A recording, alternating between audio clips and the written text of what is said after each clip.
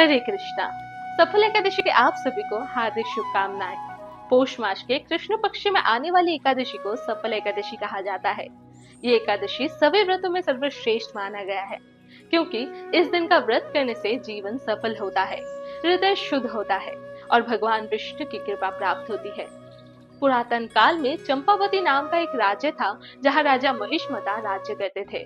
उनका ज्येष्ठ पुत्र लुम्बक बहुत ही दुष्ट, पापी और अधर्मी था, जिसके कारण राजा का धन और प्रतिष्ठा दोनों खत्म होने लगा।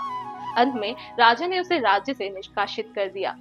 लुम्बक दिन भर जानवरों का शिकार करता और रातों को लोगों को लूटता।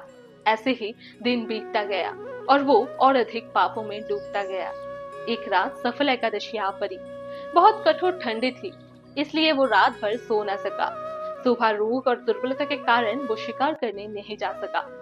भूख से बेहाल होकर उसने पेड़ों से गिरा हुआ कुछ फल जमा किया और एक वृक्ष के नीचे बैठकर पश्चाताप से बोला, हे हरि, कृपा करके इन फलों को ग्रहण कीजिए।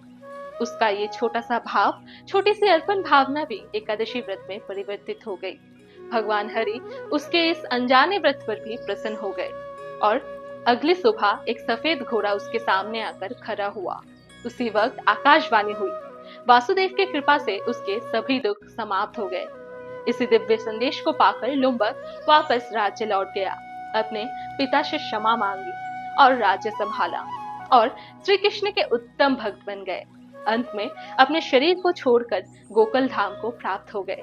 ये कथा हमें सिखाती है कि पाप कितना भी गहरा हो, पर अगर कोई एकादशी व्रत का श्रद्धा के साथ पालन करे, मन से भक्ति करे, तो भगवान उसके जीवन को सफल बना देते हैं। इस पवित्र सफल एकादशी पर श्री विष्णु की पूजा करें, अन्नदान, ब्राह्मण भोजन सेवा, साधु भोजन सेवा, गौ सेवा जैसे पुण्य कार्य में भाग ले और प्रभु के दिव्य नामों का स्मरण करें। हरे कृष्णा।